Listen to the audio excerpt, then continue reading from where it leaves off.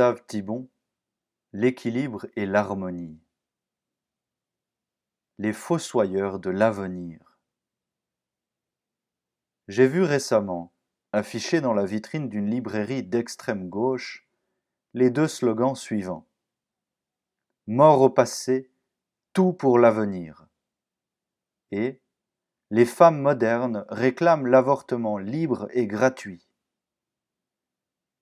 J'ai pensé aussitôt, étrange façon de construire l'avenir que de massacrer dans l'œuf ceux qui, dans l'ordre normal des choses, sont appelés à y vivre. On observe les mêmes contradictions dans une infinité d'idéologies et de comportements qui se situent, théoriquement, à la pointe du progrès et sous l'égide de l'avenir, et qui manquent en fait de l'un ou des deux éléments essentiels à toute vraie prospective. Premièrement, une prévoyance lucide, afin d'éviter les expériences négatives de l'apprenti sorcier. Deuxièmement, un effort constructif, ordonné à l'avenir, avec tout ce qu'il comporte de discipline, de restrictions et de sacrifices dans le présent. En d'autres termes, on ne parle que d'avenir, mais on s'y dirige à l'aveuglette et sous le signe du moindre effort.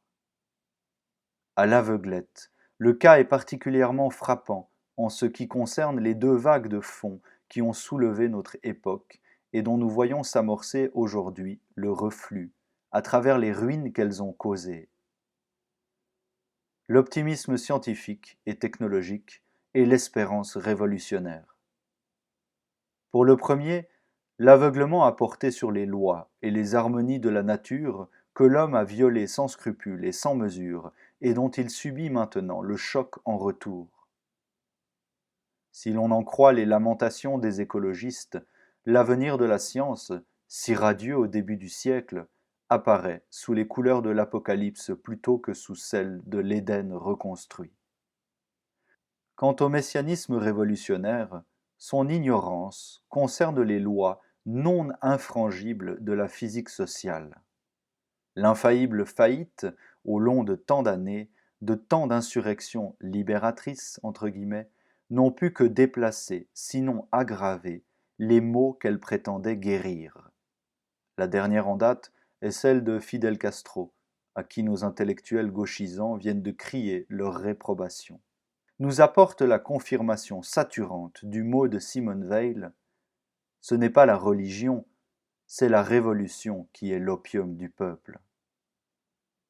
Second point, le rêve d'un avenir qui dispenserait ses adorateurs des vertus et des efforts, patience, respect des délais de maturation, domination du plaisir et de l'intérêt immédiat, constitution de réserve, travaux d'investissement, etc., qui sont nécessaires à tout bon ouvrier de l'avenir.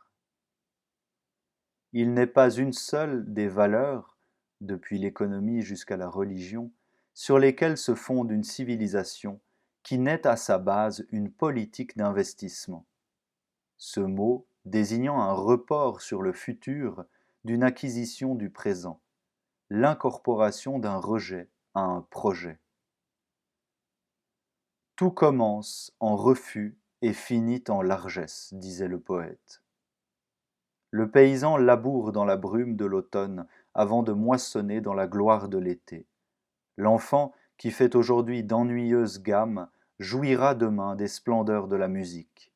L'ascèse ouvre la porte à la mystique et la passion à la résurrection, etc.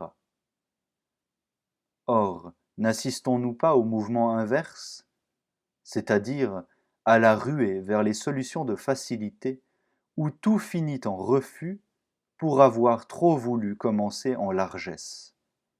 Les exemples surabondent dans tous les domaines. En matière économique d'abord, quoi de plus vieux jeu, de plus dépassé que la vertu d'épargne? Et quoi de plus actuel que la ruée désordonnée vers la consommation avec tout ce qu'elle comporte d'endettement à l'échelle des particuliers et d'inflation au niveau des États? Mais est-ce servir l'avenir que de le grever en vivant au-dessus de ses moyens d'aussi lourdes hypothèques? Tous les économistes sérieux voient l'impasse au bout de ces fausses issues. Les mêmes phénomènes d'érosion et de consomption se retrouvent dans l'évolution des mœurs. Les escalades, les surenchères sans fin de l'érotisme dans l'exploration et l'exhibition de la sexualité normale ou aberrante sont-elles autre chose qu'une fantastique dilapidation des réserves? Est-ce par hasard que ce mot désigne aussi la pudeur? Dont la conséquence est l'épuisement rapide des passions, des appétits et jusque de la curiosité. Il me souvient d'une phrase lue naguère dans je ne sais quel magazine d'avant-garde sur les femmes d'aujourd'hui, qui, libérées par la pilule, citation, préparent un avenir explosif à la sexualité. Fin de citation. L'explosion est en effet la forme la plus expéditive de la libération. Le malheur, c'est qu'après elle, il ne reste plus grand-chose pour jouir de la liberté. Rien qu'un maigre serpent de fumée stérile et malodorante, puis un dépôt polluant. L'avenir de la sexualité va-t-il se réduire à ce déchet dérisoire? C'est à redouter si l'on en juge à l'ennui compact qui émane de la religion du sexe. On ne se sent plus brûlé par le feu, on a trop joué avec lui, et à bout de combustible il s'est éteint, mais asphyxié par la cendre. Mutatis mutandis, mais toujours dans la même ligne, on pourrait évoquer certains courants d'opinion, déjà largement passés dans les mœurs, qui voient l'avenir de la religion dans une ouverture de plus en plus vaste aux valeurs humaines de dilatation et d'épanouissement, avec une dépréciation marquée pour les vertus de recueillement et d'ascèse et tout ce qui concerne ce qu'on appelait jadis la vie intérieure. État d'esprit qui se traduit par l'élimination progressive de la transcendance et de la croix, et qui inspire, à la limite, des propos comme celui-ci que je viens d'entendre. Je m'abstiens pudiquement de citer ma source. Citation. Du Christ, je ne veux connaître que la résurrection, exemple et gage de la résurrection psychologique et sociale de l'homme, c'est-à-dire du passage de l'aliénation à la liberté. Fin de citation.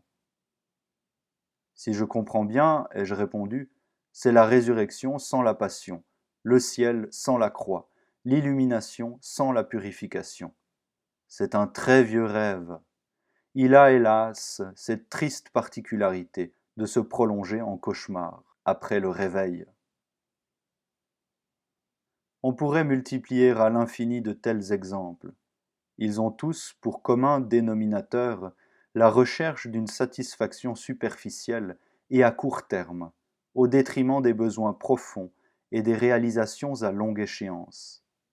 Ainsi, les méthodes d'éducation qui, en faisant un crédit illimité à la spontanéité et aux caprices du jeune âge, préparent des légions d'adultes infantiles, ou bien le recours démesuré à la médecine symptomatique, avec l'oubli corrélatif des lois de l'hygiène, qui provoque par l'abus des drogues toxiques une pollution interne qui s'ajoute aux nuisances extérieures pour compromettre l'avenir des individus et de l'espèce.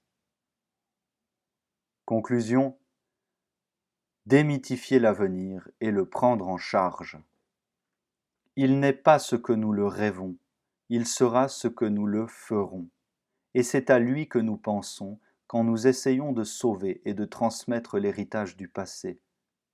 Un héritage qui ne serait qu'un poids mort et encombrant s'il n'était pas donné et reçu comme une semence. Semence attendue, implorée par l'avenir, terrain vierge, où elle lèvera et portera des fruits, semblables quant à l'espèce et nouveaux quant à la plante et au sol. Cette image de la semence nous donne la clé du juste rapport, le rapport fécondant entre le passé et l'avenir, à égale distance d'un passéisme figé et d'un futurisme déliquescent, aussi stériles l'un que l'autre.